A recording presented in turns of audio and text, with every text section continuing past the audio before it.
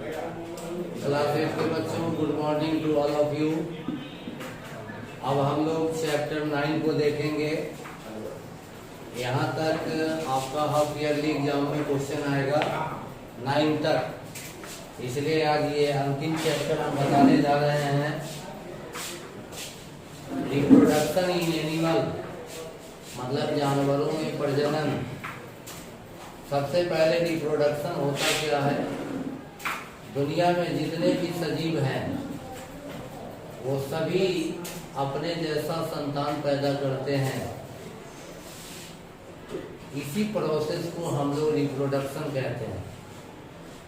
चाहे पेड़ पौधा हो, चाहे कोई भी जानवर हो, अपने जीवन काल में वह प्रजनन करता है, रिप्रोडक्शन करता है और अपने जैसा संतान जन्म देता है। तो reproduction is that phenomenon in which a living organism give birth to their young one. ये डिफिनीशन है रिप्रोडक्शन का कि जिस प्रोसेस के द्वारा कोई जीव जंतु अपने जैसा संतान पैदा करता है वही प्रजनन कहलाता है। प्रजनन के दो तरीके होते हैं, एक का नाम है सेक्सुअल और दूसरे का नाम है एसेक्सुअल। सेक्सुअल रिप्रोडक्शन वो रिप्रोडक्शन होता है जिसमें मेल फीमेल दोनों मिलजुल कर प्रजनन करते हैं। फीमेल बच्चे को जन्म देती है, फर्टिलाइजेशन होता है, गैमेट का मिलन होता है।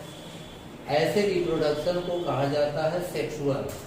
ऐसा रिप्रोडक्शन सभी बड़े बड़े जीव जंतुओं में होता है।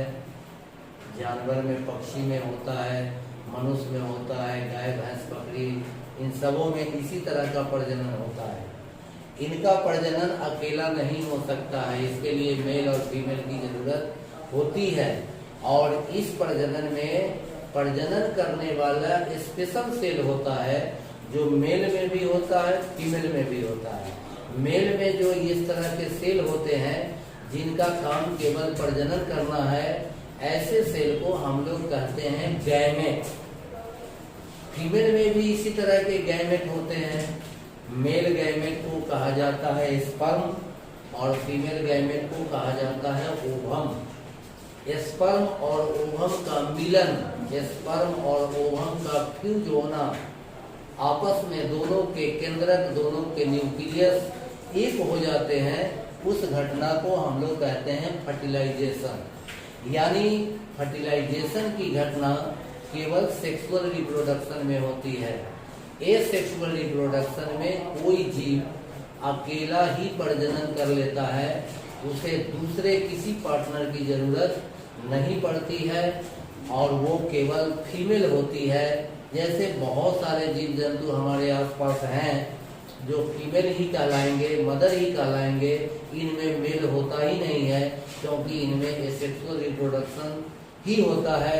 जैसे अमीबा, पैरामीशियम, बैक्टीरिया, ये सब जंतु हैं जो अपने आप प्रजनन कर लेते हैं, अकेला ही प्रजनन कर लेते हैं। न इनमें फर्टिलाइजेशन होता है, न इनमें गैमेट बनते हैं, ये सब चीज कुछ नहीं होती है। अपने शरीर को ही दो भाग में बांट लेते हैं। इस रिप्रोडक्शन को कहेंगे एसेक्सुअल। तो सेक्सुअल रिप्रोडक्शन और एसेक्सुअल रिप्रोडक्शन, ये दो प्रकार के रिप्रोडक्शन तमाम जीव जंतुओं में पाए जाते हैं। और रिप्रोडक्शन अगर न हो जीव जंतुओं में तो एक दिन ऐसा होगा कि पृथ्वी पर कोई भी जीव जंतु दिखाई नहीं देगा। रिप्रोडक्शन ही वो फेनोमेना है, वो घटना है जिसके द्वारा जीव जंतु अपने संतान पैदा करते हैं, फिर बूढ़े हो जाते हैं, फिर एक दिन दुनिया से अलविदा भी हो जाते हैं, फिर उनके बच्चे भी इसी तरह करते हैं। इस तरह से पृथ्वी पे कंटिन्यूटी ऑफ लाइफ बनी रहती है। पृथ्वी पर हमेशा जीव जंतु कायम रहते हैं, उसका मेन कारण है रिप्रोडक्शन। रिप्रोडक्शन सभी जीव जंतुओं का एक स्वाभाविक क्रिया है, एक नेचुरल फेनोमेनन है। इस तरह से सभी जीव जंतु, पेड़ पौधे भी प्रजनन करते हैं। पेड़ पौधे अगर प्रजनन नहीं करेंगे तो फल कैसे आएगा, बीज कैसे बनेगा? उनमें भी सेक्सुअल रिप्रोडक्शन होता है, वो भी फल और बीज पैदा करते हैं। तो पेड़ पौधे के फल और बीज ही उनकी संतान है। क्योंकि आप देखते हैं जमीन में बीज को बो दिया जाता है तो पेड़ पौधा जन्म ले लेता है, तो पेड़ पौधों में भी इस तरह का रिप्रोडक्शन पाया जाता है। फर्टिलाइजेशन, जैसा कि इसका डिफिनीशन है, fusion of male and female gamete inside the female body is called fertilisation. अगर मेल और फीमेल के रिप्रोडक्टिव सेल, जिसे गैमेट कहा जाता है, अगर ये आपस में मिल जाते हैं, एक हो जाते हैं, दोनों सेल एक हो जाता है, तो उस घटना को फर्टिलाइजेशन कहा जाता है। ये घटना केवल सेक्सुअल रिप्रोडक्शन में होगा।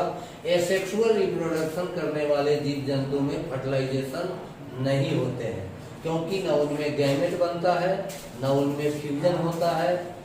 अब फर्टिलाइजेशन दो तरह का होता है, एक है एक्सटर्नल, मतलब बाहर में, और दूसरा है इंटरनल, माने अंदर में। अगर फर्टिलाइजेशन फीमेल बॉडी के अंदर हो, जैसा कि मनुष्य में होता है, और भी जानवर में होते हैं, गाय भैंस में भी इस तरह का रिप्रोडक्शन होता है, कुत्ते बिल्ली में भी इसी तरह का रिप्रोडक्शन होता है। इनकी जो फीमेल होती है वही बच्चे को जन्म देती है। तो अगर फर्टिलाइजेशन फीमेल बॉडी के इनसाइड हो, अंदर हो, तो वैसे फर्टिलाइजेशन को इंटरनल कहा जाएगा। मगर कुछ ऐसे भी जीव जंतु हैं संसार में जिनका फर्टिलाइजेशन फीमेल बॉडी के बाहर होता है, तो उसको कहा जाता है एक्सटर्नल। जैसे मछली, मेंढक, ये सब ज्यादा संख्या में अंडे देते हैं। इनके अंडों की संख्या 2500, 3000 होती है। इतने बच्चे उनके पेट में नहीं पल सकते हैं। तो ऐसे जानवर जो अधिक संख्या में अंडे देते हैं, उनका फर्टिलाइजेशन एक्सटर्नल होता है। फीमेल के बॉडी में उनका स्पर्म नहीं जाता है, बल्कि पानी में इधर उधर कहीं भी अंडे दे देती है, वहीं पर स्पर्म भी डाल दिया जाता है। पेरेंटल केयर की जरूरत नहीं पड़ती है। पेरेंटल केयर हम लोग बोलते हैं उसको, जब माता पिता बच्चे की देखभाल करते हैं, माता पिता बच्चे की देखभाल करते हैं, जन्म से लेकर के हमेशा तक देखभाल करते रहते हैं। छोटे छोटे बच्चे जब जन्म लेते हैं तो मदर उसे दूध पिलाती है, उसका पालन पोषण करती है, फिर वो सियाना हो जाता है। तो अगर पेरेंटल केयर होता है तो वो जानवर कहलाएगा इंटरनल फर्टिलाइजेशन वाला।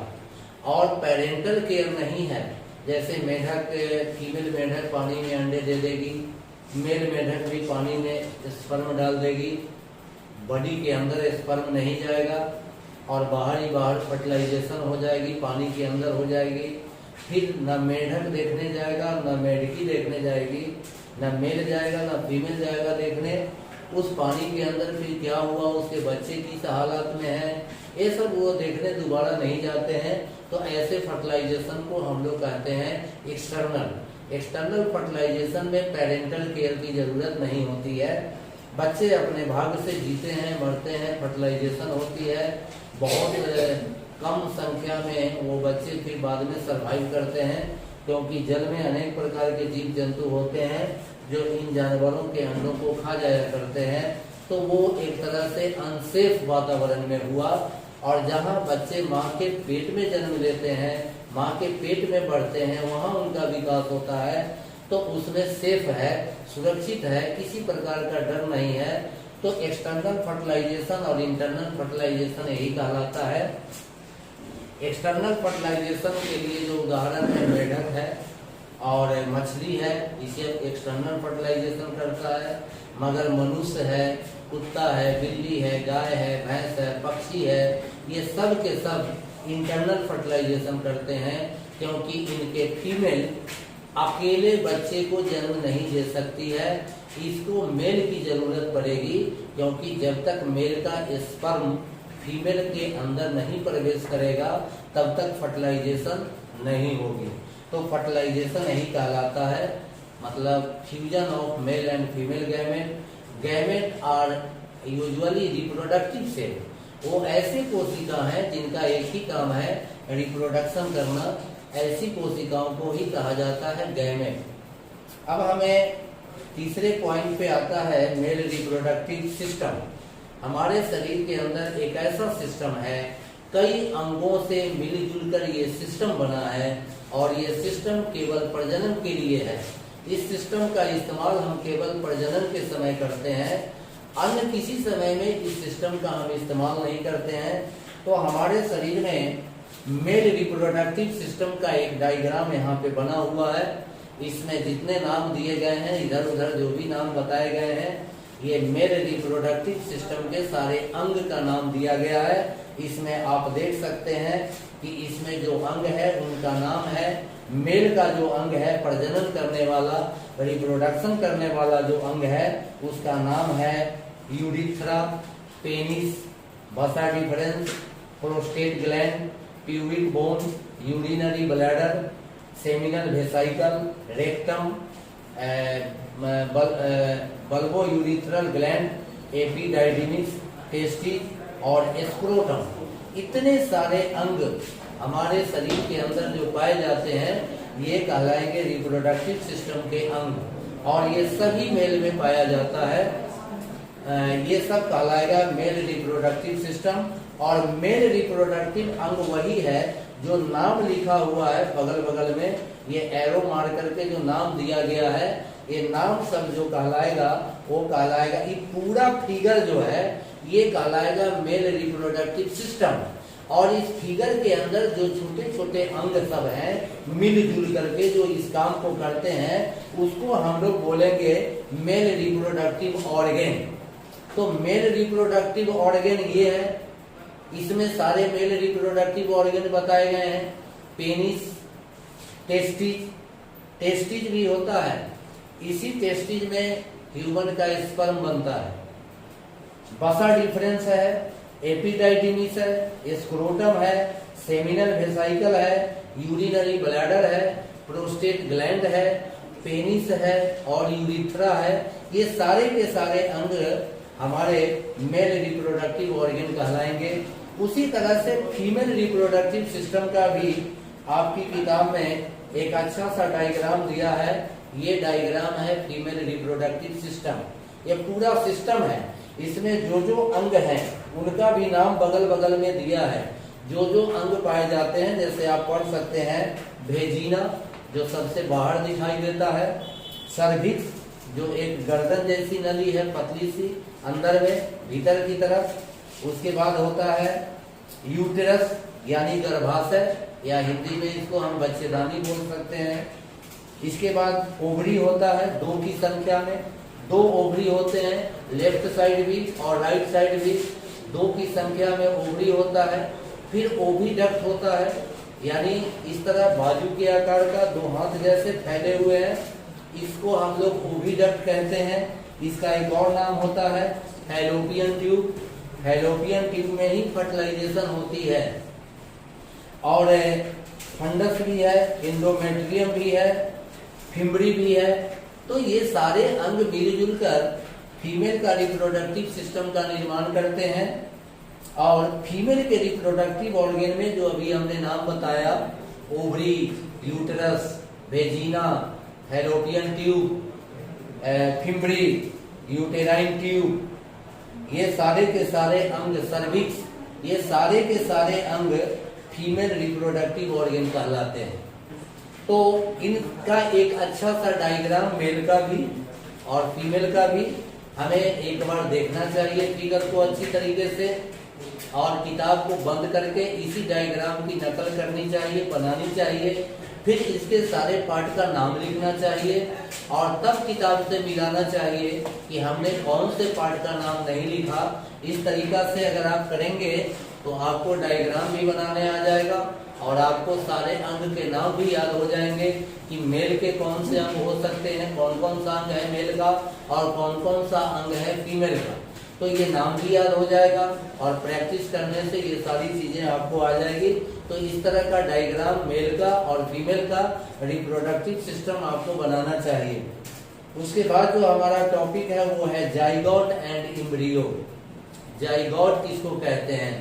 ज्यों ही फर्टिलाइजेशन होती है फीमेल बॉडी के अंदर, फीमेल के शरीर के अंदर, ये फर्टिलाइजेशन होता है फैलोपियन ट्यूब में। और स्पर्म डाला जाता है भेजिना में, मतलब मेल फीमेल के भेजिना में मेल पेनिस की मदद से स्पर्म को डाल देता है। ये स्पर्म यूटेरस होते हुए, गर्भाशय होते हुए फैलोपियन ट्यूब की तरफ चलती है। फैलोपियन ट्यूब के अंतिम छोर पर ओवम रहता है, अकेला सिंगल ओवम होते हैं, जबकि स्पर्म की संख्या हजारों होती है, मगर ओवम अकेला होता है। या तो वो लेफ्ट साइड होगा या राइट साइड की तरफ ओवम हो गया। फीमेल में हर महीने एक ओवम बनता है और वो ओवम ओवरी से निकलता है। ओवरी से ओवम के निकलने की क्रिया को ओव्यूलेशन कहा जाता है और ये ओवम फैलोपियन ट्यूब के अंतिम छोर पे जाके बैठ जाता है। यहीं पर वो स्पर्म के इंतजार में रहता है। जब स्पर्म मेल फीमेल के भेजिना में डालता है पेनिस की मदद से, तो हजारों हजार स्पर्म यूटेरस होते हुए फैलोपियन ट्यूब की तरफ गति करते हैं, मूवमेंट होने लगता है। लेकिन कोई एक ही स्पर्म उस ओवम तक पहुंच पाता है और वही स्पर्म अपना हेड भाग उस ओवम के अंदर डाल देता है और उसका टेल बाहर ही रह जाता है। इसी घटना को हम लोग फर्टिलाइजेशन कहते हैं। तो फर्टिलाइजेशन फैलोपियन ट्यूब में होता है। और न्यूली फर्टिलाइज एग, अभी अभी जब फर्टिलाइजेशन हुआ है तो घंटा 2 घंटा 4 घंटा पहले की बात है, तो उस स्टेज को हम लोग कहते हैं जाइगोट। जाइगोट के बाद बनता है एम्ब्रियो, यानी जाइगोट। अगर देखिए जाइगोट कुछ इस तरह का होता है, हम देखेंगे डायग्राम में, तो इस तरह का जाइगोट होता है। ये उसमें साइटोप्लाज्म है। इस न्यूली फर्टिलाइज्ड एग को हम लोग जाइगोट कहेंगे। जाइगोट के बाद फिर इसका डिवीजन होता है। ये 2 भाग में बट गए, 2 सेल बन गए। फिर आगे डिवीजन होगा तो ये 4 सेल में बट जाएंगे। फिर आगे भी डिवीजन इसका चलता रहेगा, तो अंत में बहुत सारे सेल इसके अंदर बन जाएंगे। इस टाइप के हजारों लाखों की संख्या में सेल बन जाएंगे। और ये छोटे छोटे सेल वाला जब स्टेज आ जाएगा तो इस स्टेज को हम लोग कहेंगे एम्ब्रियो, यानी multi cellular stage of fertilised egg is called embryo. फिर से एक बार सुन लीजिए, multi cellular stage of fertilised egg is called embryo. Embryo जब बन जाता है फैलोपियन ट्यूब में, उसका एक छोटा सा आपको डायग्राम मैं इधर भी बना के दिखला देता हूँ। इस टाइप के होते हैं, ये इस टाइप के होते हैं। यहाँ ओवरी होता है, इस जगह ओवरी है, ये है ओविडक्ट या फैलोपियन ट्यूब, ये बाजू, और यहाँ से ओवम निकला, यहाँ पे बैठा है ओवम। यहाँ पे आपका स्पर्म जो है, स्पर्म हजारों की संख्या में स्पर्म इस टाइप से होते हैं। स्पर्म ये इस रास्ते आते हैं और इस रास्ते आके और ये ओवम में फर्टिलाइज कर जाते हैं। तो जब फर्टिलाइजेशन की घटना हो जाती है तो जाइगोट बनता है। जाइगोट के बाद के स्टेज को एम्ब्रियो बोलते हैं। ये अभी सेल डिवीजन लगातार 1 महीने तक चलता रहेगा। हजारों लाखों करोड़ों सेल जब बन जाएंगे तब फिर इनमें टिश्यू बनने लगेगा, फिर तरह तरह के अंग बनने लगेंगे। इस तरह से जब बच्चा पूरी तरह डेवलप हो जाता है, सारे अंग बन जाते हैं, बाहर के अंग और अंदर के अंग, तब उसको बोला जाता है फोएटस, FOETUS। और आप देख सकते हैं कि आपको यहाँ पे इस तरह से बच्चे का डेवलपमेंट मदर के बॉडी में होता है। यहाँ आपको कुछ नहीं समझ में आ रही होगी, यहाँ भी कुछ नहीं समझ में आ रही होगी, मगर यहाँ दिख रहा है कि बच्चों के अंग बनने लगे हैं। यहाँ देखिए फुल्ली ग्रोन है। इस अवस्था को हम लोग फोएटस कहते हैं, जब उसमें सभी अंग बन जाते हैं, हाथ, नाक, कान, मुंह, आँख, बाहर के अंग भी बन गए, भीतर के अंग भी, लीवर, लंग्स, फेफड़ा, स्टोमैक, इंटेस्टाइन, ये सब तैयार हो जाते हैं, तब वो बच्चा कहलाता है फोएटस। मतलब अजन्मा बच्चा है, अभी उसका और विकास होना बाकी है। ये सब तो 3-4 महीने में हो ही जाता है। उसके बाद आगे का जो 5 महीना हम जानते हैं कि बच्चे का जन्म 9 महीने के बाद होता है, यानी मनुष्य का गेस्टेशन पीरियड यानी गर्भावधि काल 9 महीना कुछ दिनों का हो सकता है, 4 दिन, 5 दिन, 10 दिन, इस तरह का उसका गर्भावधि काल होता है। तो जब बच्चा फुल्ली ग्रोन हो जाता है, जब उसके सारे अंग सिस्टम सब बन जाते हैं और जब वो जन्म लेने के लिए तैयार हो जाता है, तब उसका चाइल्ड बर्थ होता है, बच्चे जन्म लेते हैं। फिर उसके इस अवस्था में जब बच्चा माँ के गर्भ में होता है तो बच्चा न मुंह से खाता है, न नाक से सांस लेता है, न फेफड़ा उसका उस समय कोई काम करता है, बल्कि उसकी बच्चे की नाभि यानी ये इस पार्ट से एक पाइप निकला होता है, वो पाइप मदर के यूट्रस से जुटा रहता है। उस स्थान को हम लोग प्लेसेंटा बोलते हैं, प्लेसेंटा। उसी पाइप के द्वारा मदर के बॉडी से उसे फूड भी मिलता है, ऑक्सीजन भी मिलता है, इस तरह से वो रेस्पिरेशन भी करता है और उसका न्यूट्रिशन भी होता है। उसके एक्सक्रीटरी वेस्ट मटेरियल जो होते हैं वो भी उसी पाइप से उसके शरीर से बाहर निकल के आते हैं। तो इस तरीका से जाइगोट पहले बनता है, जाइगोट के बाद एम्ब्रियो बनता है और एम्ब्रियो के बाद बहुत बाद में फोएटस बनते हैं और अंत में बच्चे का चाइल्ड बर्थ होता है, जन्म होता है। तो इस तरह से मनुष्य में प्रजनन की क्रिया होती है। उसके बाद हमारा अगला टॉपिक है ओविपेरस एंड विविपेरस एनिमल। आपने देखा होगा कि कुछ जंतु डायरेक्ट बच्चे को जन्म देता है, कुछ जंतु अंडे को जन्म देता है, अंडे से फिर दोबारा बच्चा निकलता है। कुछ ऐसे भी जीव जंतु हैं जिनको सियान होने में काफी लंबा समय लग जाता है। ऐसा कीड़े मकोड़ों में होता है, मेटामॉर्फोसिस की घटना होती है, यानी एग से लार्वा निकलता है, पहले लार्वा से फिर प्यूपा बनता है, प्यूपा से फिर एडल्ट बनता है। तो ये 3-4 स्टेज से गुजरने के बाद तब जाके कोई जीव जंतु अपने असली रूप में आता है, असली शक्ल में दिखाई देता है। जैसा मेढक में भी होता है, मेढक पहले मेढकी अंडा देती है पानी में, अंडे फर्टिलाइज होते हैं, फर्टिलाइज अंडे से कुछ दिन के बाद एक लार्वा निकलता है, उस लार्वा में पूंछ लगी होती है। उस लार्वा को देखकर आप ये नहीं कह पाएंगे कि ये मछली का बच्चा है कि मेढक का बच्चा है, लेकिन इसकी पूंछ कुछ समय के बाद गायब हो जाती है और मेढक के शक्ल में आ जाता है वो जानवर। उसके लार्वा को टैडपोल बोला जाता है। तो बहुत सारे जीव जंतु ऐसे हैं जो डायरेक्ट बच्चे को जन्म देते हैं। तो जो जीव जंतु सीधे बच्चे को जन्म देगा, फुल्ली ग्रोन बेबी को जन्म देगा, उसे कहा जाएगा विविपेरस एनिमल। और जो जीव जंतु पहले अंडा देगा, फिर अंडा से बाद में बच्चा निकलेगा, ऐसे जानवरों को कहा जाएगा ओविपेरस। यानी अगर इंग्लिश में इसको बोला जाए तो कहा जाएगा कि egg laying animal, egg laying animal यानी अंडे देने वाले जंतु कॉल्ड ओविपेरस, उसको ओविपेरस कहेंगे। जैसे एज फॉर एग्जांपल आप समझ सकते हैं बर्ड, पक्षी अंडे देती है, सांप अंडे देती है, लिजर्ड अंडे देती है। इस तरह से बहुत सारे जीव जंतु अंडे देते हैं। अंडे को कुछ दिन तक सेते हैं, फिर अंडे के अंदर बच्चा तैयार होता है, फिर उसकी मदर को ये पता चल जाता है कि बच्चा तैयार है, फिर अपने चोंच मार के उस अंडे को फोड़ देती है और बच्चा बाहर आ जाता है। तो ओविपेरस और विविपेरस एनिमल यही है, जो अंडे देंगे वो ओविपेरस कहलाएंगे और जो बच्चे को जन्म देगा डायरेक्ट उसको कहेंगे विविपेरस। जैसे आप देखिए मनुष्य तो अंडा नहीं देता है, मनुष्य तो सीधे बच्चे को जन्म देता है। गाय भैंस के साथ भी यही बात है, बकरियां भी बच्चे देती है, अंडे नहीं देती है। इनका डायरेक्ट डेवलपमेंट होता है और जिनका अंडा देंगे, अंडा से लार्वा निकलेगा, लार्वा से प्यूपा बनेगा, मेटामॉर्फोसिस होगी, कई स्टेज से गुजरेंगे। दुनिया में आने के बाद, धरती पे आने के बाद कई स्टेज से गुजरेंगे।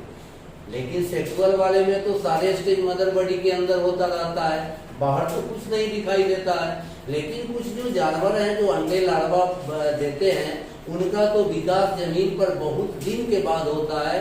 वो अपने असली रूप आने में उनको काफी लंबा समय लग जाता है। तो ओविपेरस और विविपेरस यही कहलाता है। अब इसके ये सारे के सारे टर्म है जिसको हमने आपको बताने का प्रयास किया है। अब मेटामॉर्फोसिस की बात है तो वो भी आप सुन लीजिए। आपने मेटामॉर्फोसिस के बारे में पिछले क्लास में भी पूरा सुना होगा। इसको हम लोग क्या बोलते हैं कि कायांतरण, हिंदी में इसको बोला जाता है कायांतरण। कायांतरण का मतलब बॉडी में चेंज होना, और बॉडी में चेंज होते हैं लार्वा जो स्टेज होता है, लार्वा स्टेज फिर प्यूपा स्टेज में बदलता है, और प्यूपा स्टेज एडल्ट स्टेज में बदलता है। ऐसा कीड़े मकोड़े में भी होता है। कीड़े मकोड़े पहले अंडा देते हैं, अंडा से कुछ दिन के बाद लार्वा निकलता है।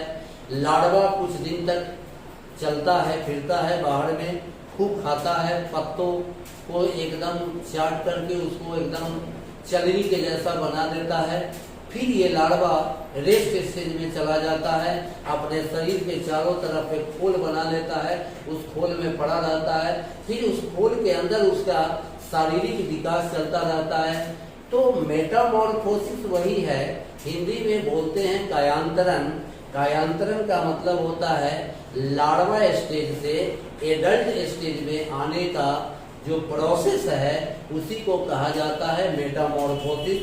जैसे आपकी किताब में एक इधर डायग्राम बताया गया है, आप इस डायग्राम को देखिए मेढक, ये मेढक है। मेढक ने अंडा दिया, अंडा से इम्ब्रियो बना, इम्ब्रियो से लार्वा बना, और लार्वा फिर विकास किया, और फिर लार्वा के पूंछ हैं, और ये लार्वा का पूंछ गायब हो गया तो ये फिर मेढक के शक्ल में आ गया। तो ये जो लाइफ साइकिल है, इस तरह से जो ये असली रूप में आता है, इसी को हम लोग कहते हैं मेटामॉर्फोसिस।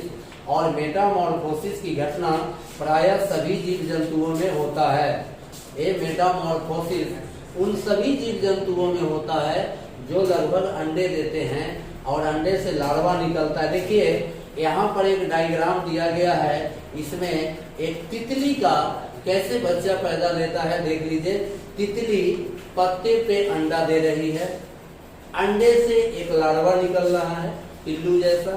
ये लार्वा फिर इस रूप में एक खोल के अंदर बंद हो रहा है जिसको हम प्यूपा कहेंगे, और इसी प्यूपा में जब इसके पंख बन जाएंगे तब ये खोल को छेद करके इसके रास्ते बाहर निकला जाएगा, और फिर ये इस तरह का तितली है। तो आप देख रहे हैं कि तितली के अंदर भी मेटामॉर्फोसिस की घटना होती है, और मेढक के अंदर भी मेटामॉर्फोसिस होती है। तो कई तरह के जीव जंतुओं में इस तरह का घटना देखा जाता है। तो सेक्सुअल रिप्रोडक्शन यही है, और सेक्सुअल रिप्रोडक्शन के बाद एसेक्सुअल रिप्रोडक्शन आता है। जैसा कि पहले बताया जा चुका है कि एसेक्सुअल रिप्रोडक्शन में मेल की जरूरत नहीं होती है, उसमें फर्टिलाइजेशन नहीं होता है, बल्कि वो अकेला ही अपने शरीर से ही बच्चे को जन्म दे देता है बिना फर्टिलाइजेशन के। तो यहाँ पर दो जंतुओं के बारे में बताया गया है, एक है हाइड्रा और दूसरा है अमीबा। हाइड्रा का फोटो ये बना हुआ है, ये हाइड्रा है, और नीचे जो फिगर बना है वो है अमीबा। हाइड्रा के शरीर में, ये हाइड्रा जलीय प्राणी है, इसके शरीर में आप देख लीजिए छोटा सा हाइड्रा इसके शरीर से निकला हुआ है, ये बढ़ रहा है, विकास कर रहा है, और अंत में ये मदर से टूटकर अलग हो गया। तो इस मेथड को हम लोग कहते हैं बडिंग। ये मेथड दो जंतुओं में होता है, एक हाइड्रा में होता है और दूसरा एक ईस्ट होता है फंगस, उसमें भी इसी तरीका से प्रजनन है। तो बडिंग जो है वो एक तरह का एसेक्सुअल रिप्रोडक्शन है, इसमें न फर्टिलाइजेशन हो रहा है न इम्ब्रियो बन रहा है, बल्कि इसके शरीर से ही एक हाइड्रा, एक बर्ड निकलता है, एक कली निकलती है, फिर वो कली विकास करती है।